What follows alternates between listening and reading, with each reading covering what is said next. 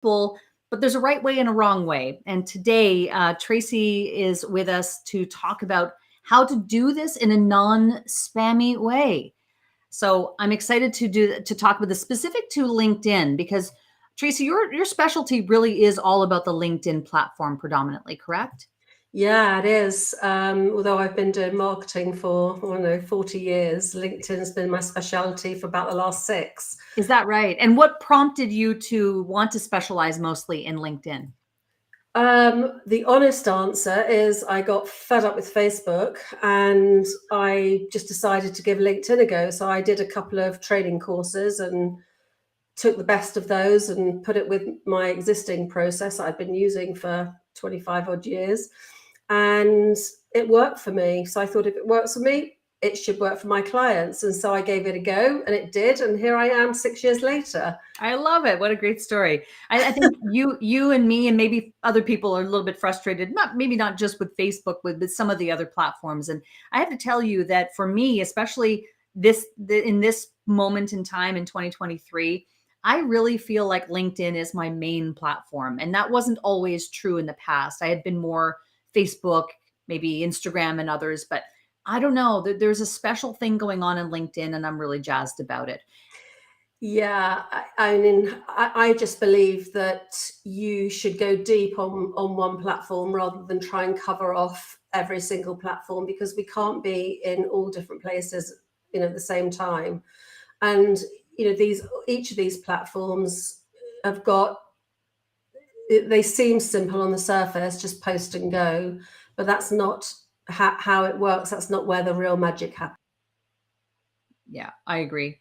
Well, let's talk about where the real magic happens, right? The real magic often is happening in the DMs. It really is going down in the DMs. So let's talk about that, because we all have been subject to spammy email or spammy messages, where we get those messages where we go, that's a hard no. So let's just talk about why are we seeing so many people still doing these spammy messages? Do they work? Is that why people are doing them? This again, a simple answer to this is, over the last, say, 4 or 5 years, there's been a lot of automation tools that have been launched, and non-savvy people are just thinking, hey, this is going to make me some money. I can send 1 million messages a day and I can get a load of new clients. And that's what people are doing. And that's why you see so many messages in your inbox. And now it's also translating into emails. So those emails that you see in your inbox that are just, in like courier typeface with, nothing, just plain text, they're generally generated by automation. So I think these automation tools have got a lot to answer for. And does it work? Maybe, but who wants to be that person? Are you going to are you reaching the right people? No, you're going to have to send a heck of a lot of messages to get probably a 1% response. Whereas if you really have a good strategy on LinkedIn, you could probably get more 30-40% response rate, conversion rate.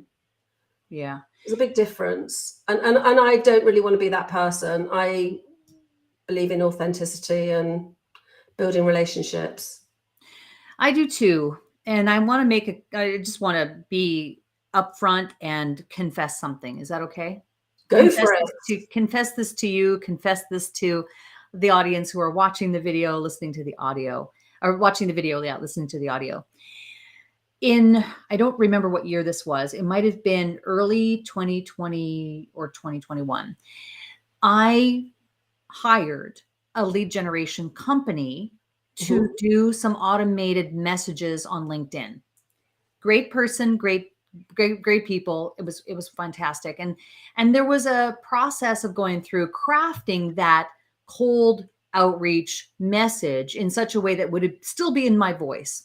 And I felt very confident about that. We went through the process. It did sound like my voice, but it was a cold messaging automated tool that was going to send these things out.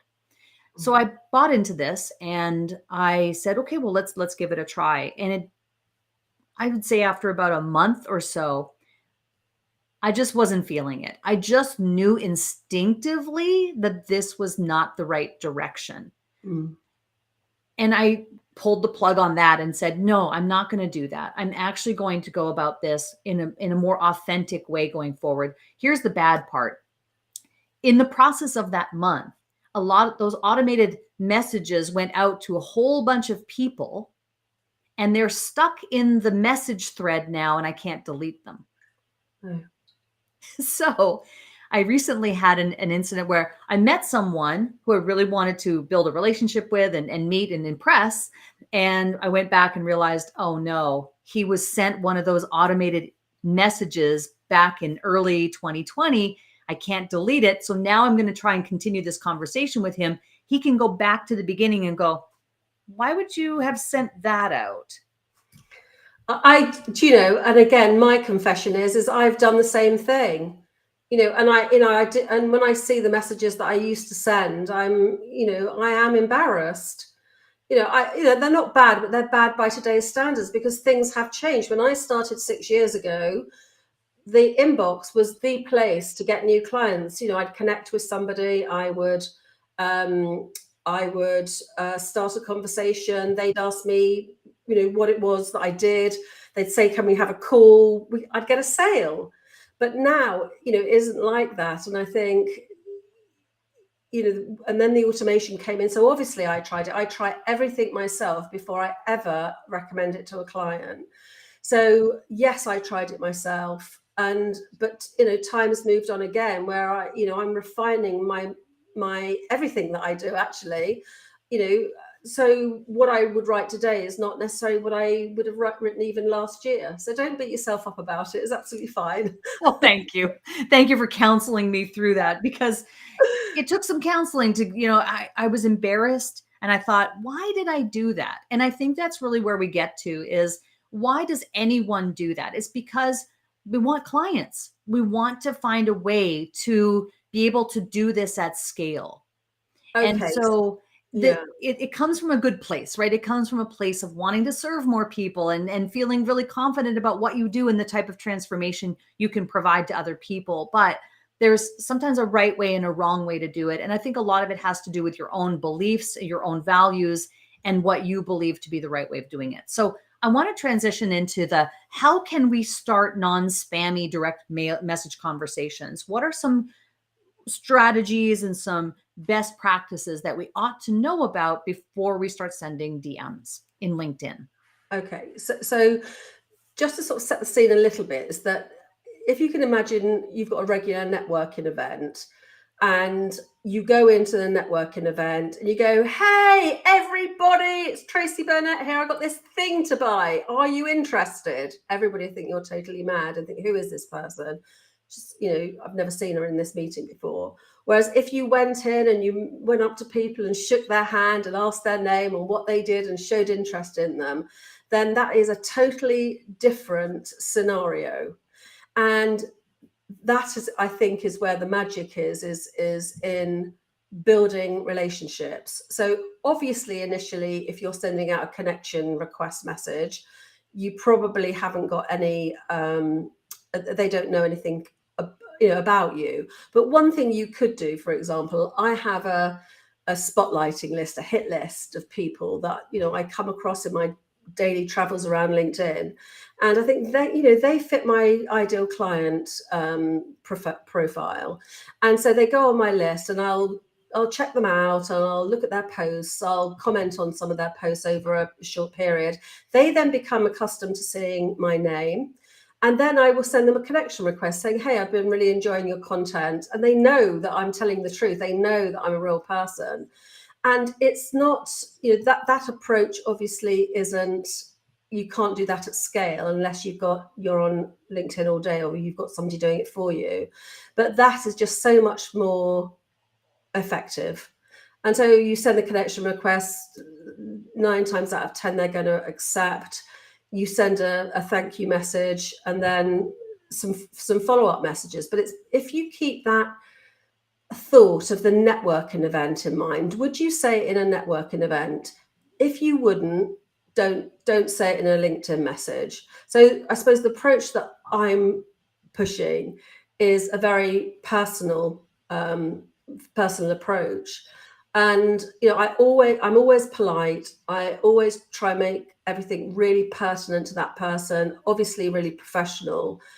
And we can even take it back a stage further, that if we again use our networking event idea, that you wouldn't, if you were selling to CEOs, you wouldn't go to a networking event that had, I don't know, sales assistants, for example. So don't approach people that aren't your target audience. Always approach people that that they're spot on in your target. And you can take it back even further, actually. So many people say, I can work with anybody, or I work with all CEOs across the world, or all C-suite, and they're never going to be the same. So the first job always for effective messaging is to be really clear about who your audience is. And so then you understand the person, you understand their pains, they understand their issues, their challenges, their life. You understand a little bit more about, the direction that their goals and dreams are going in. And so it's much easier. Again, if you're in a networking event, everybody's a CEO in, I don't know, the retail business, that, you pretty much know where your conversation is going to go, or the sorts of things that you can talk about. So that's partly what I mean about being sort of pertinent. The thing I love about LinkedIn too is that if someone has completed their profile appropriately, you can learn a lot about that person on their profile to identify whether they are your ideal person and that you want to start a conversation with them from the start. I wonder what your best advice is as far as actually starting that conversation from the perspective of the words to say, because it's so important to know, like, what are the words that we really should start with. I'll give you an example that for us in Scalable Business Accelerator, when we're talking about podcasting, for example, and looking for stages and podcasts to speak on, we often talk about personalize that outreach as much as you can. You can use a templated process to some degree, but you do want to do some research and personalize that pitch. Do we take the same approach when it comes to LinkedIn messaging? And that is like maybe commenting specifically on a piece of content that they've posted, or the activity feed on their LinkedIn, and really drawing that out and specifying a specific thing that they said, or an insight that they shared, or a video that they shared. Yeah, you can say, I love how you thought through that challenge, or I loved your post on, and then maybe give your opinion and ask a question. So it's always good in messaging. A little bit of a rule that I always use is to always end on a question, because you're trying to get a conversation going. You do that in real life. You talk to them about them, and then you'd ask another question. You take the focus off yourself and totally onto the person. So you can ask a question about, their opinion, their views, their thoughts on a particular question that you have, or, if they're an expert in something, you can ask them, you can say, look, you're the expert in this. Could you please answer this, in brackets, simple question? Don't make anything complicated, but, try and keep it very, very friendly, and you be the one asking the questions. But a little caveat to that is that if you're asking questions, keep the question simple, and make it easy for them to respond, because people don't have time. So if they're going through their inbox, they want to see a short message, they want to see a succinct message, they don't want a block of text, they want it spread out so it looks easy to read. And then you don't want to question. Sometimes a really good question, it's not a really good question, it's a really bad question that I get often, is, what are your goals and dreams for this year? I mean, I know. Hello? No. I get those messages too. And I think, well, how much time do you have? Yeah. And why should I tell you anyway? Because I don't know you. And more importantly, how much time do I have? Not enough time to answer that question. Absolutely. So keep it simple. Ask their opinion. Make them put yourself in their shoes. And I think in marketing communication generally, whatever it is, we're all about sort of, about what we do and who we are, and that's not it at all. It's all the focus should be on them, even your profile. And I think when you think where LinkedIn has come from, profiles pretty much used to be resumes.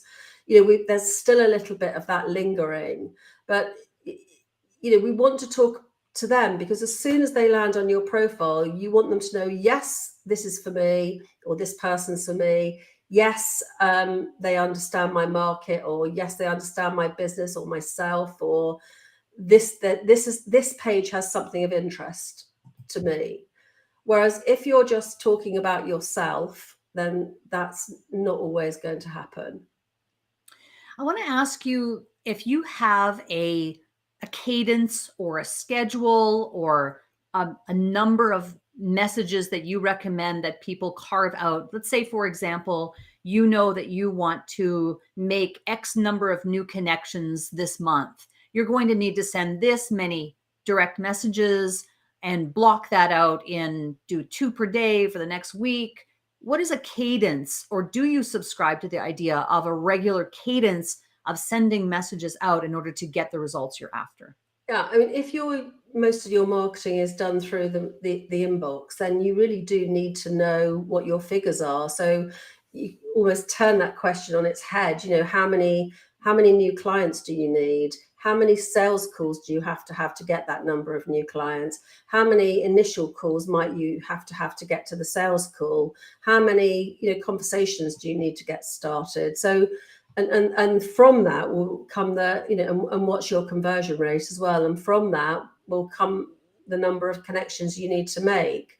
And so if then it says you need to make 1 million a month, 1 million connections a month, that's obviously not possible. So you need to adjust something along the line. So that's either not relying on the inbox for all your clients and maybe going down a content route, or getting clients from somewhere else, or changing your product so you can double the price, or changing your market a bit so they'll pay more. So there's so many little tweaks you can do, because you need to make marketing time efficient, cost efficient, and to ensure that it gets you the results. So I always start off with a kind of, what's your goal? What do you want to achieve this year? Let's work backwards from that. And if they've got any stats in place, so they can tell me certain things, and I can use those, and we can work everything back to what we need to start doing. Does that make sense? Yes. Yeah. I definitely subscribe to the idea of the reverse engineering. Start with the end in mind, and then work backwards from that and say to yourself, okay, well, if this is the goal, how will I go about achieving that? And there will be tweaks that you'll have to make likely along the way. Yes, but definitely. The thing that I hear from you today is that you can use and should use the inbox, the direct messaging capability on LinkedIn and other platforms as well, but do it in an authentic way, in an authentic voice. Do it by really not being spammy. Don't, the automations, it's not likely going to result in what you want it to result in. It's more advantageous to really truly connect with people on a genuine level. Yeah, absolutely. And do keep going. Don't always follow up. Keep on going, because I think a lot of people think, oh, I'm not going to message them again because they might think I'm being too pushy. But if it's the way you do it. Don't just say, hey, I'm just following up on my last message. Or the other classic line is, I'm just pushing this to the top of your inbox. Well, maybe I don't want it pushed to the top of my inbox. So it could be you send something that says, hey, I just read this article about X, Y, or Z, and I thought of you. Mm-hmm. Would you like me to send you the link? Or I read this article and it was about this, and my opinion on that is this. Would you like to see the article? So it's, again, I always think that networking event sort of scenario in the back of your mind just really does, really does work for me.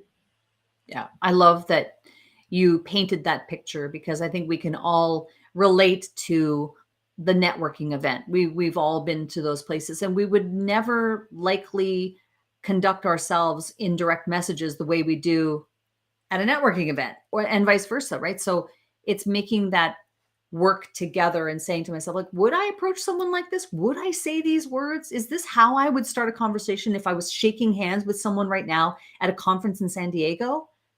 No, Yeah. I probably wouldn't. So therefore, I'm not going to do it here either. Yeah. And if you're new to the game, write out some messages and sleep on it and come back to them the next day.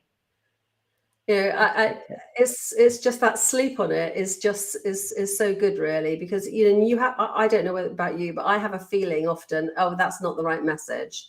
And if I get any sort of sense that I don't like the message or it's not quite right, then I don't send it. I'll leave something till the next day. You just know it. You just sort of know it inside of you, and you go, "Ooh, I'm not sure that really sounds like me."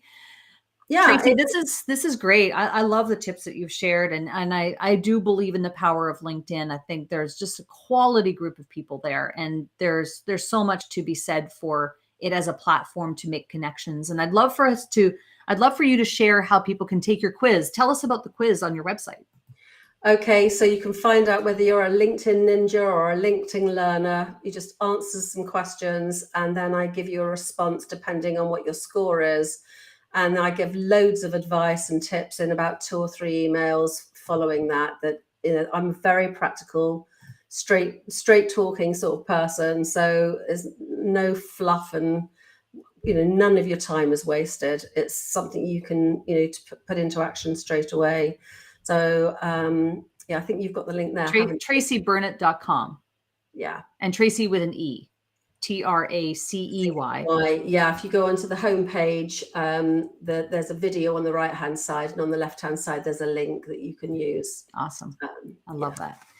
And the last thing I would ask you, what is a tip, tool, tactic, or technique that's really helping you to market yourself and to market your, is it all LinkedIn, or are there other tools and things that you're doing that are really helping you to market yourself these days? Well, me personally, I really just do use LinkedIn. I think probably the biggest tip, which if I go back 30 years when I started my business, I didn't, well, actually when I started online, which was about 20 years ago, I followed these gurus that say, I can get you 10 clients in 10 minutes, and adopted the advice that they gave. And that's never going to work, because it's not you. The chances are it never worked for them. It might have worked for one of their clients, and that's about it. And it's all geared to getting money in their pockets. And I spent a lot of money and a lot of time going down that route, and so have my clients. And I think there's nothing more compelling than somebody being themselves and being true to themselves and being authentic. And that will win you the right type of clients, because we all want to work with clients that we love. It's like getting married. We want to marry the right person. And the same goes for clients. If you've ever had a client that you're not a match with, it's like awful getting through that work. Yes. Yeah. Yes. Oh, Tracy, this is fun. I really appreciate you coming on Cash In on Camera today and sharing these insights. It's been really helpful, I think, for me, for our audience who are watching the video and listening to the audio as well. We really appreciate you taking the time to come in and share these tips on how to start non-spammy direct message conversations. This is hand-to-hand combat in some ways, right? Like, let's just look at this from the standpoint of building genuine connections with people and putting in the effort that is required to do that. And it will be fruitful for you in the long run. I really think that's true. And it is a long game. It does happen where somebody says, oh, hi. In fact, it happened to me last week. I connected with somebody. I hadn't met them at a networking event, but actually we'd been in the same room. I just said, hey, I know you were there. Let's connect on LinkedIn. And he said, let's have a chat. I want to know more about what you do. So it can be that easy, but you do have to stick with it. You need to be in it for the long haul. There's no easy answer. No, this is great. Well, thank you so much. And one last word for those who are watching the video right now. If you want to connect with me, we have a QR code on the screen that you can put your camera onto to connect with me. find out where I'm speaking, find out how you can connect with me and some of the workshops that we have coming up. So feel free to do that as well. If you are listening on audio, you can go to any of my social platforms at Sheryl Plouffe, and you'll find the link in the bio to find the same route to what we're up to here at Cash In on Camera and Scalable Business. Thank you, Tracy, for being here today. We really appreciate your insights. Absolute pleasure. See you soon. See you soon. Bye.